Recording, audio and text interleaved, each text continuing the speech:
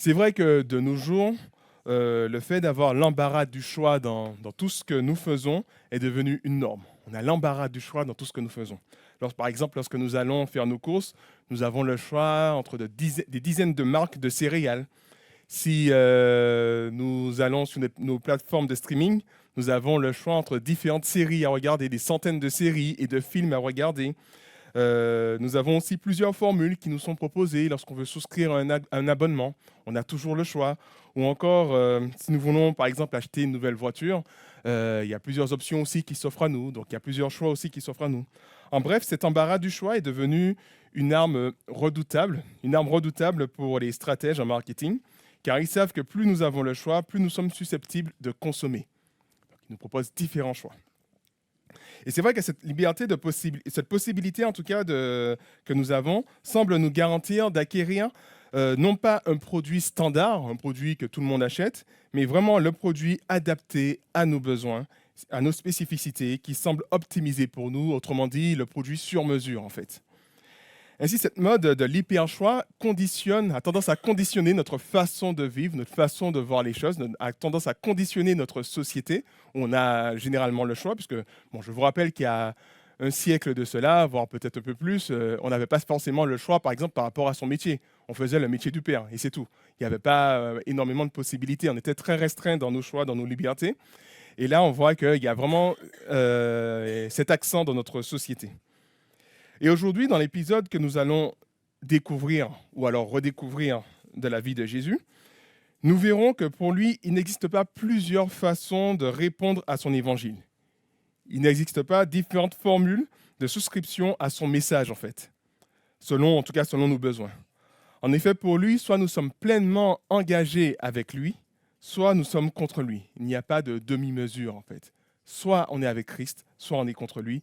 Et je vous invite à lire ce passage avec moi dans Matthieu 3, versets 20 à 35. Marc, merci.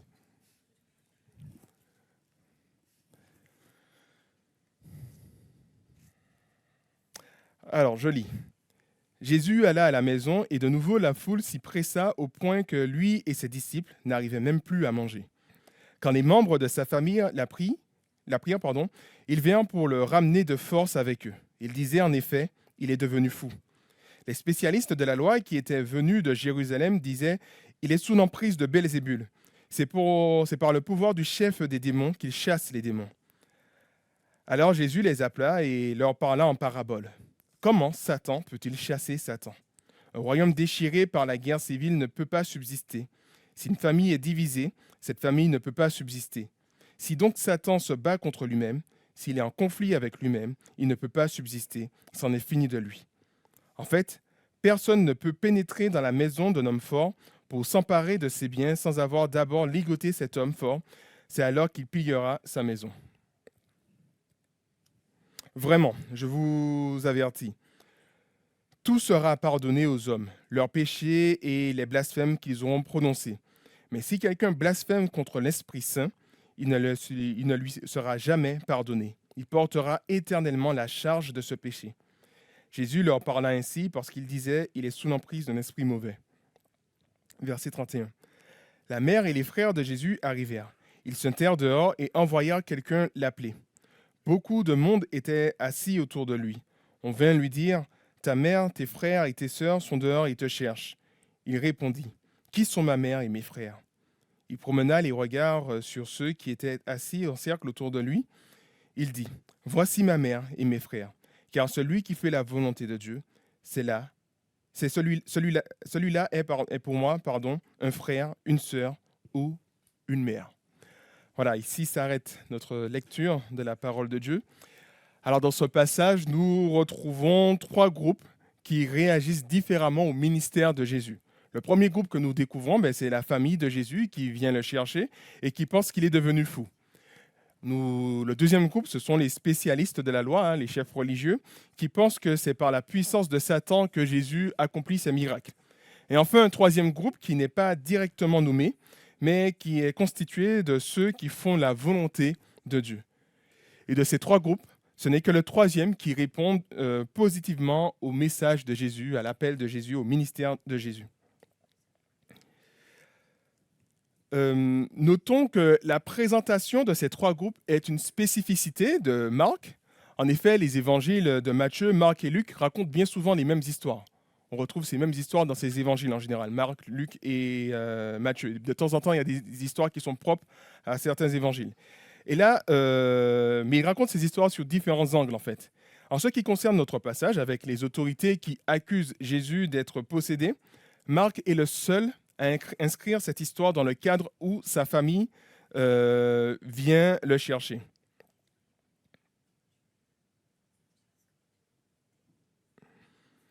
Et il parle justement de la famille au début du passage et aussi à la fin. Et là, je vous ai partagé justement les différents textes. Alors, en bleu, c'est la partie qui concerne le fait que les spécialistes de la loi accusent Jésus d'être possédé. Et en rouge, en fait, ce sont les parties qui précèdent. Donc, les parties qui précèdent dans Matthieu et Luc nous parlent justement de Jésus qui opère une guérison, une délivrance de quelqu'un qui est possédé. Et Marc seul nous parle de la famille de Jésus. Il nous parle de la famille de Jésus au début et aussi à la fin. Donc, c'est comme si qu'il a mis un peu en sandwich cette histoire entre au début la famille de Jésus, à la fin la famille de Jésus, et ensuite, et au milieu, il nous parle justement de cette situation où on accuse Jésus d'être sous l'emprise d'un esprit méchant.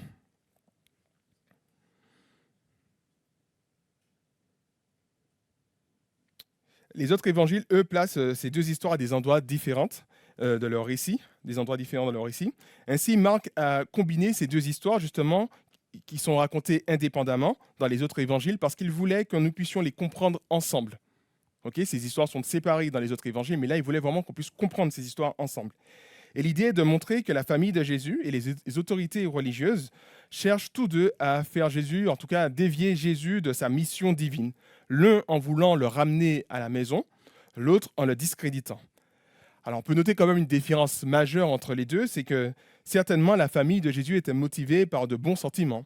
Elle voulait certainement protéger Jésus, tandis que les autorités avaient des motivations plus hostiles. Ils voulaient faire mourir Jésus, comme nous l'avons vu précédemment au début du chapitre 3, où les pharisiens et les hérodiens vont se rassembler pour réfléchir à comment faire mourir Jésus. Et voilà. Cependant, peu importe les motivations, Marc présente ces deux groupes comme étant des adversaires de Jésus. Et je vous invite à étudier cela de plus près, à étudier ces deux groupes de plus près. Donc commençons par la famille de Jésus.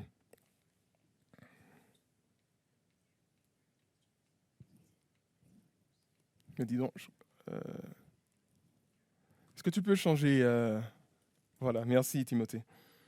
Donc, comme nous l'avons vu, ce premier groupe est constitué des membres de la famille de Jésus qui cherchent à le ramener de force à la maison. Et c'est vrai que c'est assez intéressant parce que le terme utilisé, le ramener de force, c'est assez à propos, puisque le terme utilisé en grec, c'est kratéo, et c'est un verbe qui fait référence au fait d'arrêter un criminel.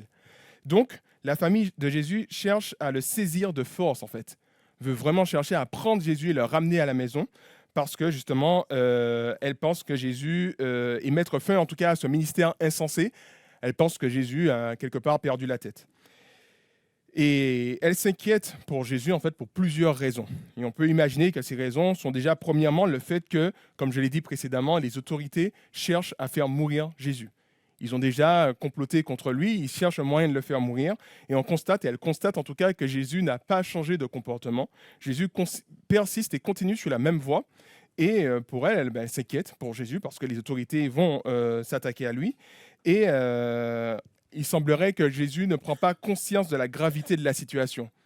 Donc ils se disent, voilà, il faut qu'on puisse réagir et faire en sorte que Jésus sorte de cette situation compliquée. Deuxièmement, Jésus semble totalement avoir changé. De quelqu'un qui était tout à fait normal, qui était quelqu'un de lambda, il est devenu du jour au lendemain un puissant prophète qui accomplit des miracles, qui enseigne avec autorité, qui expulse les démons. Et ils n'avaient jamais vu ça, c'est Jésus. Donc ça a été un véritable changement pour eux. Et c'est ce qui les laisse plutôt perplexes. D'ailleurs, au chapitre 6 de Marc, quand Jésus va retourner chez sa famille, dans sa localité, il va justement enseigner. Les gens vont dire, mais on le connaît en fait, on connaît cet homme, c'est bien le fils de Joseph, c'est bien le fils de Marie, on connaît ses frères, on connaît ses sœurs. Et depuis quand a-t-il reçu ce pouvoir, cette onction? Et à cause de cela, ils vont refuser de croire en Jésus parce qu'ils le connaissaient, ils se disaient que ça a été un peu un frein, en tout cas pour eux. Et de la même manière, la famille de Jésus connaissait Jésus, a vu Jésus grandir, et puis du jour au lendemain, ils voient un Jésus qui se met à enseigner, qui se met à prêcher et à accomplir des miracles. Troisièmement, on peut penser aussi que son entourage aussi posait problème. Jésus s'est entouré d'un groupe assez qui laissait plutôt interrogateur, hein. Il a pris pour disciples des hommes plutôt, ce ne sont pas les gens les plus brillants de la société, ce ne sont pas des théologiens, ce sont plutôt des marins-pêcheurs, des collecteurs d'impôts, des personnes, même on disait qu'il était entouré de gens de mauvaise vie. Et donc du coup, il s'inquiète aussi par rapport à cela, par rapport à l'entourage de Jésus. Et puis enfin, le dernier point que j'ai pu retenir, qui peut laisser comprendre pourquoi ils viennent chercher Jésus, pourquoi ils veulent arrêter Jésus dans son ministère, c'est certainement parce que cette popularité soudaine a dû lui faire perdre la tête. Et c'est vrai on connaît ça très bien, hein, le danger d'une célébrité soudaine pour une personne, hein, de passer de quelqu'un de totalement inconnu à un personnage public suivi, aimé de tous, ben ça peut être assez difficilement, ça peut atteindre sur la psychologie de la personne, en tout cas, avoir des répercussions sur la psychologie de la personne. Et de telle sorte qu'on voit que Jésus passait son temps à prendre soin de la foule, et comme on l'a vu au début de notre passage, il ne trouvait même pas le temps de manger. Donc tout ça laisse sous-entendre en fait que pour toutes ces raisons, sa famille cherche à mettre fin à ce ministère. Or, comme nous l'avons vu, en situant cette histoire de la famille de Jésus qui vient le chercher avec celle des pharisiens qui accusent Jésus d'être possédé, Marc nous présente ces deux réactions de ces deux groupes comme une mauvaise réponse. Même si dans un sens nous pouvons comprendre la famille, hein, nous pouvons comprendre les motivations de cette famille, la famille de Jésus, qui cherche à le protéger, cela n'empêche qu'ils cherchent à mettre fin à l'œuvre du salut que Dieu est en train d'accomplir parmi eux. Dieu est en train d'accomplir cette œuvre du salut et eux cherchent à mettre fin à cela. En fait, le problème de la famille de Jésus, c'est qu'elle n'accepte pas Jésus pour qui il est, mais cherche à le contrôler en cherchant à faire taire les aspects qui peuvent déranger. Donc, notamment déranger les autorités pour être en bon terme avec eux. En d'autres termes, elle fait le tri. Elle choisit d'aimer Jésus, mais rejette le message de Jésus. C'est sa famille, donc certainement, elle aimait Jésus, mais elle n'accepte pas ce message. Donc, elle fait le tri. Donc, on veut de toi, Jésus, on t'aime, mais on ne veut pas de ton message, donc arrête avec ce message. Or, c'est bien Jésus qui nous dit dans Jean 14, verset 15, « Si vous m'aimez, vous suivrez mes commandements. » Aimer Jésus revient à suivre ses commandements. La famille de Jésus n'est pas dans cette posture, elle est plutôt dans l'idée, on aime Jésus, mais on ne veut pas de ses commandements parce qu'il s'est certainement trompé, parce que ça risque de poser des problèmes, parce que les autorités vont chercher à le faire mourir, et parce que pour toutes sortes de raisons. Alors historiquement, excusez-moi... Voilà, il est vrai que Jésus et son message a toujours dérangé les sociétés. Jésus a toujours dérangé, voilà, c'est les sociétés, voilà. Et encore aujourd'hui, il y a encore une branche du protestantisme qui se veut être plus libérale et qui a fait le tri en ce qui concerne Jésus. Par exemple, elle va nier la réalité historique de la résurrection de Jésus. Voilà, ça, ils vont dire que c'est une métaphore, que ce n'est pas totalement vrai, cette branche du protestantisme. Ou encore, de manière générale, elle ne va pas croire aux miracles qui sont annoncés dans la Bible. Ces miracles-là, il faut les comprendre un peu différemment. C'est un peu une sorte de mythologie, une sorte de folklore, si on peut dire cela comme ça. Et tout cela pour être en accord avec une vision plus scientifique des choses. De la même manière, en ce qui concerne les questions d'éthique, elle aura plus tendance à s'accorder avec ce que la société dit, et ce même si cela va en contradiction avec la parole de Dieu, n'est pas en accord avec la parole de Dieu. Et finalement, ce courant se veut être chrétien, veut aimer Christ, mais fait le tri, choisit ce qui l'arrange en ce qui concerne Jésus, puis rejette le reste. Donc voilà, on fait une sorte de tri, je choisis ce que j'aime chez Jésus, puis le reste, voilà, je mets de côté. Et dans cette perspective, devenir chrétien ressemble à celui qui souscrit un abonnement ou est choisi parmi différentes offres en fait. Il est là, il va choisir qu'est-ce qui m'intéresse dans le christianisme. Alors j'aime ça et j'aime ceci, j'aime cela, donc je prends cela et puis le reste, je mets de côté. Ou encore à celui qui va acheter une voiture, comme je le disais lors de l'introduction, et puis choisit les options qui l'intéressent. Et c'est un peu presque le cas de la famille de Jésus où elle choisit d'aimer Jésus en tant que personne, mais refuse son message, refuse son ministère, refuse sa vocation, refuse ses commandements quelque part. Et de la même manière, nous pouvons aussi être chrétiens, voilà, venir à l'église, participer aux activités, mais tout comme la famille de Jésus, ne pas l'aimer entièrement, car nous n'acceptons pas totalement Jésus dans nos vies. Par Par exemple, il est certes notre sauveur, mais pas notre maître. C'est-à-dire que nous voulons de son offre du salut, nous aimons cela, on est d'accord avec cette idée que Jésus est mort pour mon péché, et voilà, maintenant je suis sauvé, mais nous refusons qu'il ait le contrôle sur nos vies. C'est nous qui décidons de nos vies. Donc il n'est pas le maître de nos vies, il est juste le sauveur de nos vies. Donc on fait quelque part, encore une fois, le tri. On choisit ce qui nous intéresse et puis le reste, on met de côté. Ou alors nous acceptons qu'il soit notre maître, mais nous refusons qu'il soit notre sauveur. Alors, dans le premier cas de figure, on devient peut-être plus des chrétiens, disons, laxistes, laxistes en ce qui concerne la marche avec Christ. On ne marche pas totalement avec lui, on accepte certaines choses. Dans l'autre cas, on l'accepte comme notre maître, mais pas notre sauveur, ce qui fait de nous plutôt des chrétiens qui vont être plutôt dans une forme de légalisme, qui comptent sur la religion pour être approuvés par Dieu et non pas sur Christ. Christ n'est pas mon sauveur. Christ m'a aidé à me relever quelque part. Et maintenant, c'est à moi de me sauver par moi-même. Et dans tous ces cas de figure, nous voyons l'Évangile comme une liste d'options à cocher, selon ce qui nous arrange en fait. Or, Marc nous dit, à travers l'exemple de la famille de Jésus, que si nous n'acceptons pas Jésus et son Évangile dans sa totalité, nous nous retrouvons dans le camp de ceux qui lui sont hostiles. Il n'y a pas l'idée que je vais choisir ce qui m'intéresse, cocher les cases qui m'intéressent. Non, c'est Jésus dans sa totalité que nous sommes appelés à recevoir, à accepter. Alors, si on continue avec le deuxième groupe, on a déjà vu le premier groupe, donc la famille de Jésus. Le deuxième groupe, dans notre passage, ce sont cette délégation de pharisiens venus de Jérusalem. Et certainement, ils sont venus pour investiguer, pour enquêter sur Jésus suite à cette décision de le faire mourir. Donc, cette délégation officielle qui arrive, voilà, qui observe Jésus. Et nous comprenons par là que leur jugement revêt un caractère officiel, puisque il y a un caractère officiel dans leur venue. Or, ne voilà-t-il pas qu'ils accusent Jésus d'être lui-même possédé, non pas par un simple démon, mais par le chef des démons, Belzébul. Donc Belzébul, c'est un nom qui était donné aussi, un autre nom qui était donné à Satan. Et en effet, personne ne pouvait remettre en question les miracles de Jésus. Il le reconnaissait, on ne pouvait pas nier ces miracles. Il voyait très bien que Jésus avait une puissance extraordinaire. Mais ils ont essayé d'expliquer cette puissance en disant que cela provient de Satan. C'est Satan qui lui donne cette puissance. Ce n'est pas de Dieu qu'il vient, mais c'est de Satan. Donc d'où le fait qu'il peut chasser les démons, d'où le fait qu'il peut plus ou moins faire des miracles. Et Jésus répond donc à ces accusations à travers deux paraboles, l'une ayant pour thème une guerre interne, en fait, en montrant que c'est illogique que Satan s'attaque lui-même. Cela provoquerait sa propre destruction. Et de ce fait, Jésus n'est certainement pas mandaté par Satan pour attaquer Satan. Cela ne fait aucun sens. Et d'ailleurs, l'histoire nous montre que les guerres civiles ou les guerres de succession entre les héritiers qui s'entretuent ne font en général qu'affaiblir les royaumes, en fait. Les royaumes ne vont jamais sortir plus forts d'une guerre civile. Au contraire, le royaume est affaibli suite à une guerre civile. Ou une guerre de succession d'héritiers, quand c'est plusieurs frères qui se battent pour récupérer la couronne. Au contraire, Jésus se présente dans la seconde parabole comme celui qui neutralise l'homme fort, à savoir Satan, pour lui prendre ses biens.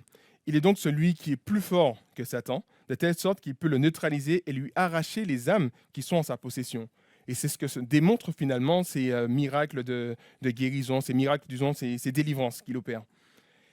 Et cette parabole fait certainement référence à un texte dans Ésaïe 49, où l'Éternel décrit le salut futur qu'il apportera au peuple face au tyran. Le tyran, dans ce passage, c'est Babylone. J'ai oublié Voilà, c'est ce passage-là que je voulais vous montrer. Donc, dans ce texte d'Ésaïe, c'est le tyran, c'est Babylone. Babylone qui a été récupéré des Israélites pour les tenir captifs. Et Dieu dit que justement, pourrait-on enlever ce qu'a pris le guerrier, nous dit le texte. Les captifs du tyran seront-ils délivrés? Voici ce que dit l'Éternel. Les captifs du guerrier seront enlevés et la proie du tyran va être délivrée. Donc, l'Éternel annonçait le fait que Dieu va venir intervenir pour Israël, pour délivrer Israël de cette captivité babylonienne. Et Jésus est en train d'accomplir cette promesse d'une manière encore plus forte, en délivrant les hommes non pas d'une domination humaine, mais de la domination du diable. Les spécialistes de la loi sont donc de mauvaise foi en attribuant les miracles de Jésus à Satan. Cela montre aussi qu'ils n'ont pas d'argument contre lui. Ce sont des spécialistes de la loi, ils connaissent la parole de Dieu. Ils auraient pu attaquer Jésus sur le thème de la parole, mais ils ne le font pas parce qu'ils n'ont rien à redire vis-à-vis de l'enseignement de Jésus.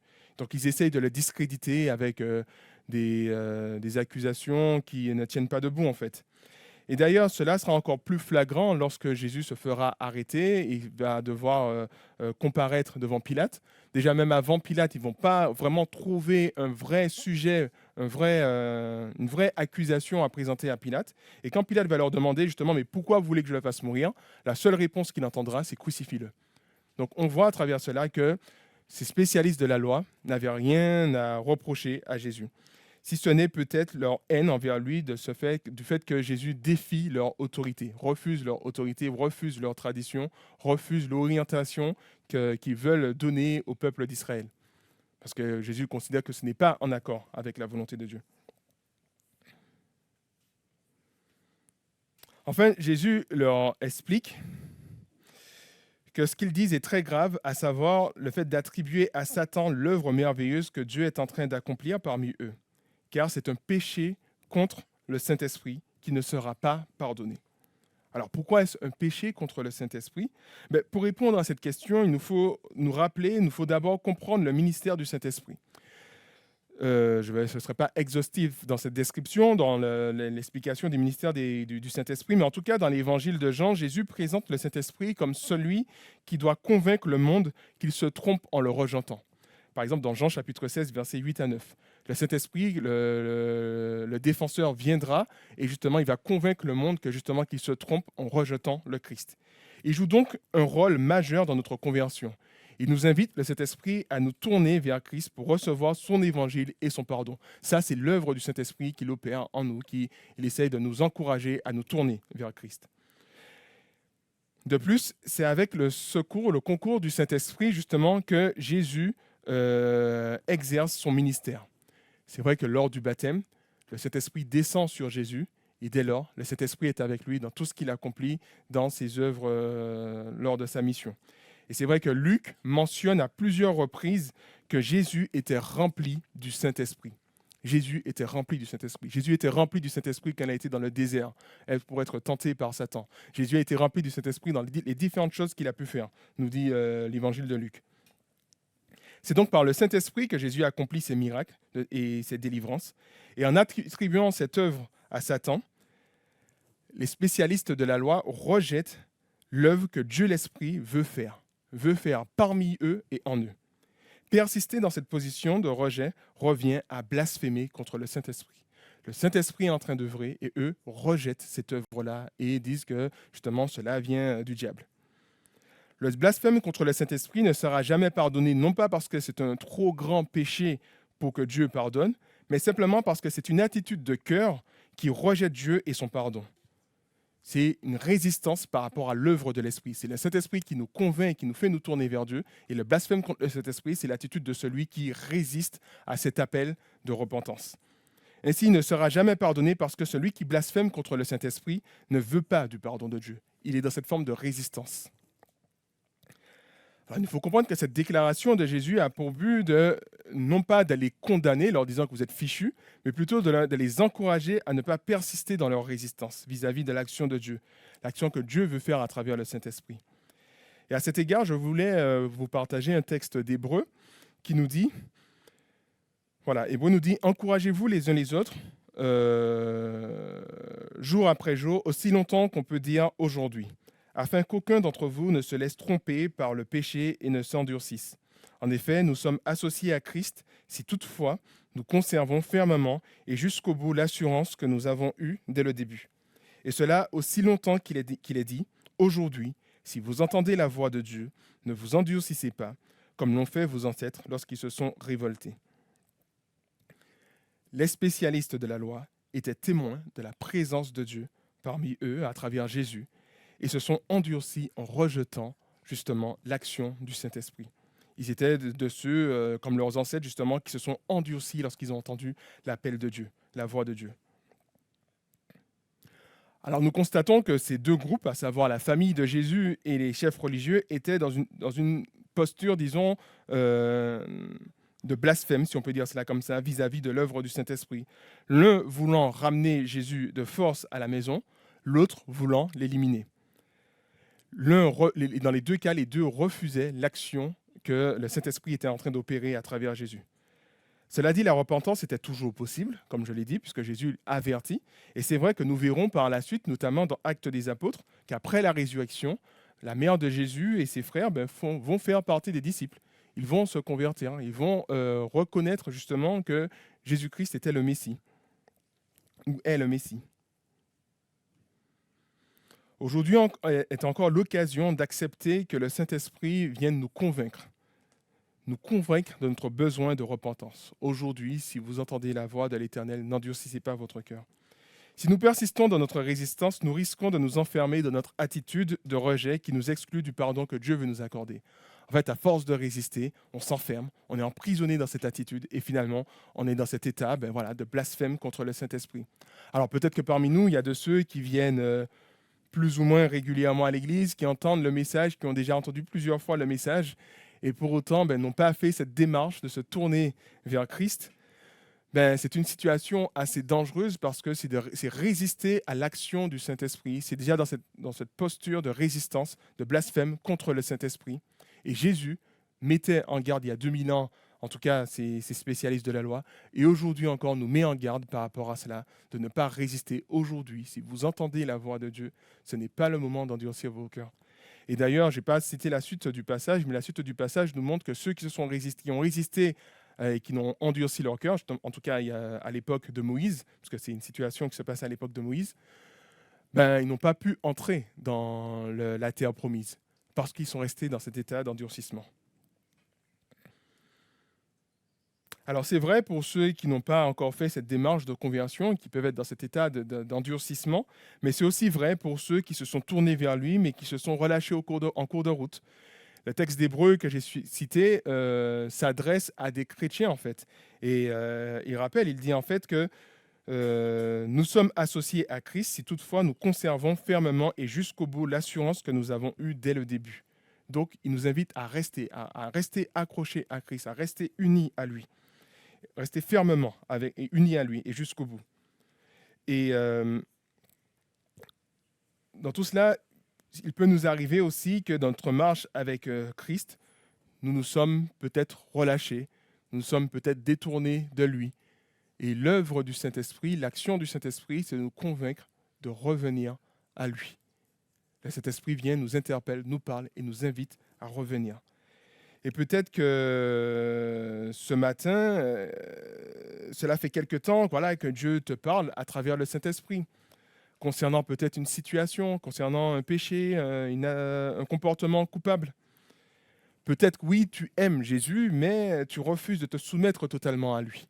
Et là, le Saint-Esprit est en train de t'interpeller, en train de te parler, en train de t'encourager. Jésus nous invite à ne pas bloquer l'action du Saint-Esprit, parce que c'est un comportement blasphématoire, de bloquer l'action du Saint-Esprit. Et peut-être que ce matin, Dieu te parle et t'invite justement à accepter l'œuvre que le Saint-Esprit veut accomplir en toi, à accepter de te repentir et de demander pardon à Dieu. Je vous ai partagé le texte de Matthieu 7, 21, qui est assez parlant. Voici ce que Jésus dit. Pour entrer dans le royaume des cieux, il ne suffit pas de me dire « Seigneur, Seigneur », il faut accomplir la volonté de mon Père céleste. Au jour du jugement, nombreux sont ceux qui me diront « Seigneur, Seigneur, nous avons prophétisé en ton nom, nous avons chassé des démons en ton nom, nous avons fait beaucoup de miracles en ton nom. » Je leur déclarerai alors « Je ne vous ai jamais connus, allez-vous-en, vous qui pratiquez le mal. » Jésus nous invite justement à avoir un plein engagement vis-à-vis de lui. Il n'y a pas de demi-mesure avec lui. Il n'y a pas des choix ou des options qui s'offrent à nous. Il n'y a pas des cases que nous pouvons cocher. Il n'y a pas une panoplie de diversité de manières de souscrire à l'engagement, cet engagement envers Jésus. Soit nous sommes 100% avec lui, soit nous faisons partie de ceux qui pratiquent le mal. Et le Saint-Esprit, encore une fois, ce matin, est là et continue à appliquer son œuvre en vous invitant justement à être dans cet état de repentance, à être dans cet état où nous acceptons qu'il puisse accomplir cette œuvre de restauration en nous. Et Jésus nous montre encore une fois dans ce passage que j'ai cité que nous pouvons montrer toutes les caractéristiques d'un chrétien, hein, comme on le voit dans ce passage. Et Jésus prononce des paroles assez dures. Hein. Allez-vous-en, vous qui pratiquez le mal. Certainement, c'était des personnes qui allaient à l'église, c'était des personnes qui parlaient de Dieu, c'était des personnes qui ressemblaient, qui pouvaient sembler être chrétiennes. Et Jésus leur dit, allez-vous-en, vous qui pratiquez le mal. Jésus nous met en garde par rapport à ce blasphème du Saint-Esprit. Ce blasphème du Saint-Esprit qui revient à stopper cette œuvre qu'il veut accomplir en nous. C'est à nous d'accepter le fait qu'il nous interpelle et de nous repentir de nos fautes. S'il n'y a pas de repentance, il n'y a pas de pardon. Et là, c'est cette condamnation éternelle.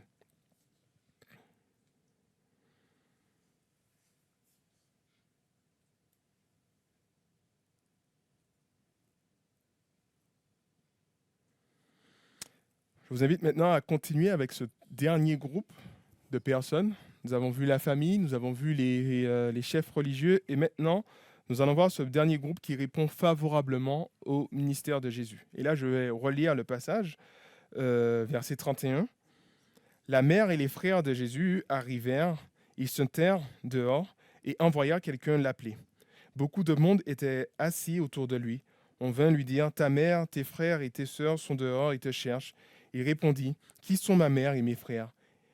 Et promenant les regards sur ceux qui étaient assis en cercle autour de lui, il dit, voici ma mère et mes frères, car celui qui fait la volonté de Dieu, celui-là est pour moi un frère, une sœur ou une mère. Voilà, nous retrouvons à nouveau la famille de Jésus qui cherche toujours à le ramener à la maison. Donc elle envoie quelqu'un le chercher. Et la réponse de Jésus est particulièrement surprenante. Et c'est vrai qu'on aurait pu imaginer, on se serait même attendu à ce que la famille de Jésus ait une place privilégiée. Et sa réponse négative nous laisse comprendre que non. De plus, elle devait être particulièrement choquante, cette réponse, pour l'époque, où le devoir envers la famille était plus important que les aspirations de l'individu. En effet, on était quelqu'un à l'époque, dans cette culture traditionnelle, et il y a des cultures encore toujours comme ça aujourd'hui, hein, dans cette culture traditionnelle, on était quelqu'un parce qu'on appartenait à un clan, on appartenait à une famille, on appartenait à un groupe. Il était très mal vu de faire primer ses besoins avant le groupe. C'était le besoin du groupe qui comptait avant tout. Et dans notre société occidentale, nous n'avons pas ce même rapport avec la famille. Nous pouvons assez facilement partir loin d'elle parce que pour une carrière ou d'autres aspirations, justement. Dans la culture de l'époque, c'était difficilement envisageable de faire cela. On ne pouvait pas quitter sa famille comme ça. On ne pouvait pas s'éloigner d'elle. On ne pouvait pas prendre ses distances vis-à-vis de sa famille comme ça. Et la réponse que Jésus apporte est donc particulièrement choquante car il déclare que sa vraie famille, ce n'est pas celle qui est biologique, mais ceux qui adhèrent à la bonne nouvelle de l'Évangile qui vient de Dieu. Et cette déclaration est en lien avec ce qu'on avait vu il y a 2 semaines de cela, avec l'appel des 12 disciples. Je vous avais dit que justement, les autorités religieuses avaient rejeté Jésus, avaient rejeté leur Messie, et Jésus se constitue un nouveau peuple de Dieu. Et ce nouveau peuple de Dieu, il le bâtit à travers les 12 apôtres qui sont la fondation comme les 12 tribus d'Israël. Donc ces 12 apôtres qui sont ce nouveau peuple de Dieu. Et ces personnes qui suivent Jésus, on constate qu'ils ne sont pas simplement le peuple de Dieu, mais ils sont aussi la famille de Dieu. Ils entrent dans la famille de Dieu. Donc ça va encore plus loin. Le peuple de Dieu, ce n'est pas une société de concitoyens, puis voilà, nous tous citoyens dans le royaume de Dieu. On est aussi des frères et des sœurs. Ça va encore plus loin dans le lien qui existe dans la communauté chrétienne. Ce troisième groupe ne cherche pas à aimer Jésus tout en rejetant son enseignement, ne cherche pas à faire le tri, en fait, comme le faisait peut-être sa famille, ou encore comme le faisait aussi, ou à rejeter Jésus comme le faisaient aussi les autorités. Mais elle accepte de recevoir l'Évangile en changeant et en croyant à la bonne nouvelle. Ce groupe change et croit à la bonne nouvelle. C'est le groupe de ceux, comme à l'instar des disciples, comme on l'a vu au début de notre passage, verset 20. Vous savez, on a vu que Jésus, la foule était tellement présente que Jésus ne pouvait pas manger. Jésus et ses disciples ne pouvaient pas manger. Et justement, les disciples partagent cet amour de la foule avec Jésus. Les disciples s'engagent dans le ministère de Jésus. Les disciples s'engagent justement dans l'obéissance, dans le royaume de Dieu. De telle sorte que les disciples font passer leurs besoins après ceux des autres, puisqu'ils ne peuvent pas manger parce qu'ils veulent servir, ils veulent suivre le Christ. On avait vu aussi la fois dernière, avec l'appel des 12, qu'il leur était demandé de rester constamment avec Jésus. Et c'est aussi notre réalité aujourd'hui. Nous sommes appelés à rester constamment avec Jésus. Jésus doit avoir toute la place dans nos vies, que ce soit au travail, que ce soit dans la famille, que ce soit dans nos divertissements, que ce soit en vacances. Jésus doit avoir toute la place dans nos vies. Et c'est ce que nous constatons aussi avec les disciples qui sont là, pleinement avec Jésus, qui le suivent et qui l'écoutent.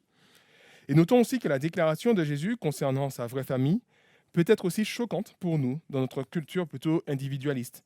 Car en présentant l'Église comme la famille, il nous invite à vivre un engagement peut-être beaucoup plus fort que ce qu'on peut imaginer dans la communauté. La communauté chrétienne, l'Église locale, n'est pas un club, n'est pas un lieu de complaisance où on vient comme ça, mais il y a vraiment ce côté d'engagement, cet appel à vivre vraiment une vie de famille, une vie de solidarité. Euh, et d'ailleurs, cette déclaration de Jésus corrobore tout ce que nous voyons, tous ces commandements que nous retrouvons dans le Nouveau Testament qui nous dit les uns les autres. Jésus nous dit que voici ma famille, et cela donne du sens à ces commandements que nous retrouvons dans le Nouveau Testament qui nous dit les uns les autres. Aimez-vous les uns les autres. Supportez vos fardeaux les uns les autres. Soumettez-vous les uns aux autres. Vivez en accord les uns avec les autres. Devenez serviteurs des uns et des autres. Tous ces commandements font sens. Pourquoi ? Parce que nous sommes dans la famille de Dieu et nous devenons des frères et des sœurs. Il y a un lien fort qui nous unit. Donc on comprend que l'Église doit occuper une place importante dans nos cœurs. En tout cas, l'Église occupait une place importante dans le cœur de Jésus. Jésus a montré par là que sa priorité se trouvait dans l'Église parce que ce sont ceux qui font la volonté de son Père et de sa mère. Qui font la volonté de son Père. Désolé. Ce sont ceux qui font la volonté de Dieu. Et nous voyons aussi que Jésus était celui qui s'est pleinement engagé envers cette communauté dans la mesure où il a accepté de se séparer de sa famille biologique pour s'engager avec cette nouvelle communauté. De la même manière, nous connaissons des témoignages, ou peut-être que nous avons vécu cela aussi, où suite à notre conversion, on a dû se séparer de nos familles, notamment dans des pays des fois où le christianisme n'est pas bien vu, où justement la famille rejette la personne qui devient disciple de Christ. Et cette personne, justement, connaît un peu cette cassure, comme Jésus a connu aussi cette situation où il devait choisir la famille de Dieu plutôt que sa famille biologique.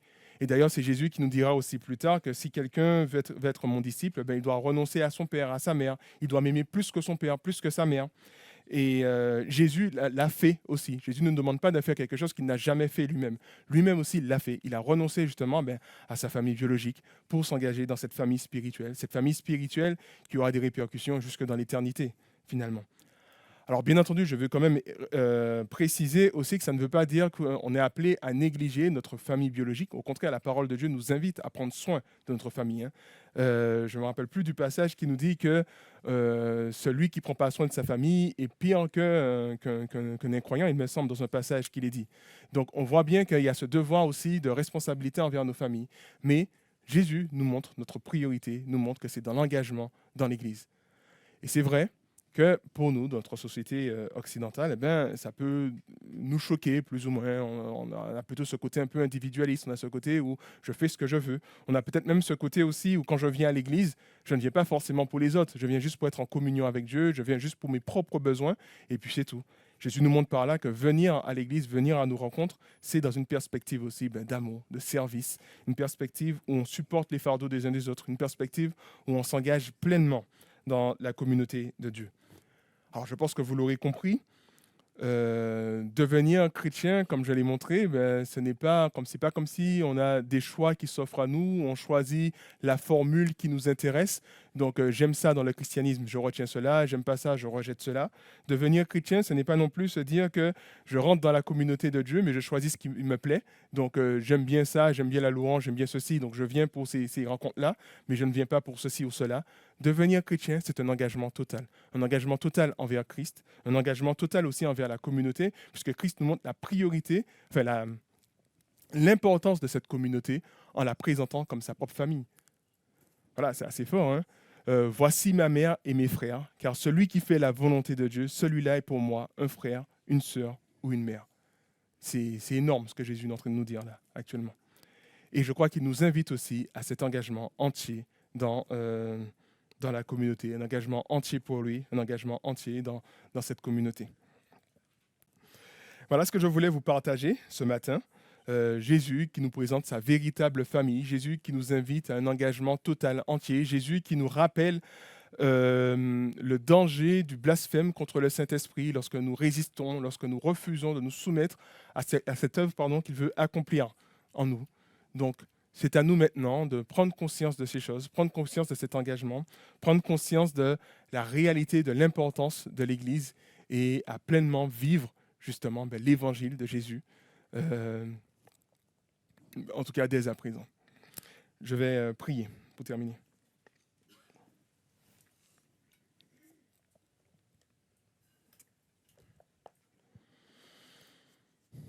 Voilà, Seigneur, tu nous dis dans ta parole que celui qui t'aime, c'est celui qui obéit à tes commandements.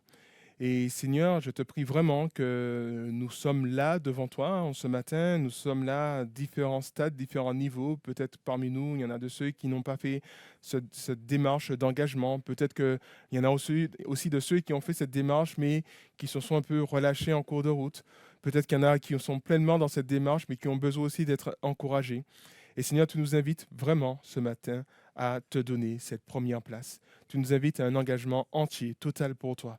De la même manière que lorsque nous lisons ta parole, nous lisons les évangiles, nous voyons Dieu, nous te voyons venir dans ce monde, t'engager totalement aussi pour nous. T'engager en acceptant d'aller subir la mort, acceptant de subir la mort, acceptant de subir l'humiliation, acceptant de subir la souffrance, acceptant de subir la séparation d'avec Dieu le Père. Et cela pour nous, et cela pour nous récupérer, et cela pour nous sauver. Et tu nous as démontré de manière assez extraordinaire ton amour, et tu nous invites à répondre à cet amour. Et je te loue de l'œuvre du Saint-Esprit qu'il est en train d'opérer, qu'il ne cesse d'opérer en nous. Ce Saint-Esprit qui nous invite à accepter de changer de vie, qui nous invite à marcher par l'Esprit, à vivre par l'Esprit, qui nous invite à nous repentir, qui nous invite à changer de voie. Et je te prie vraiment que ton Saint-Esprit puisse accomplir son œuvre dans nos cœurs. Comme je l'ai dit, tu nous vois, nous sommes à différents stades dans nos vies, mais nous savons que tu as quelque chose à nous dire, tu as quelque chose à faire dans nos vies. Et je te prie vraiment que nous ne puissions pas bloquer cette action dans nos cœurs. Je te prie, je te loue, Seigneur, de ce que tu as créé cette nouvelle communauté en partant des 12 disciples et nous sommes au bénéfice des 12 disciples qui nous ont transmis ta parole. Et cette communauté a pu avoir lieu parce que tu es mort, ressuscité pour qu'elle puisse surgir. Et je te prie vraiment que nous puissions comprendre l'importance de ce lieu, de ce rassemblement de frères et de sœurs, que nous puissions comprendre que c'est là aussi que ton esprit déverse les bénédictions à travers les dons qu'il nous donne, Seigneur. C'est là aussi que nous apprenons à grandir dans nos caractères, lorsque nous apprenons à nous aimer ardemment les uns les autres, lorsque nous apprenons à considérer les priorités de l'autre comme supérieures aux nôtres, lorsque nous apprenons à nous faire serviteurs, même tu nous dis esclaves des uns des autres. Et ta parole nous dit que c'est comme cela que nous allons accomplir la loi de Christ, en nous faisant serviteurs des uns et des autres. Donc voilà, nous voyons que cette communauté a une place importante dans ton cœur et tu nous invites pleinement à nous engager, à vivre dans l'Église, Seigneur. Donc je te prie vraiment de nous aider à grandir dans cette perspective, de nous aider à grandir dans l'obéissance de ta parole et que nous puissions totalement nous soumettre à toi. Je t'ai prié au nom de Jésus. Amen.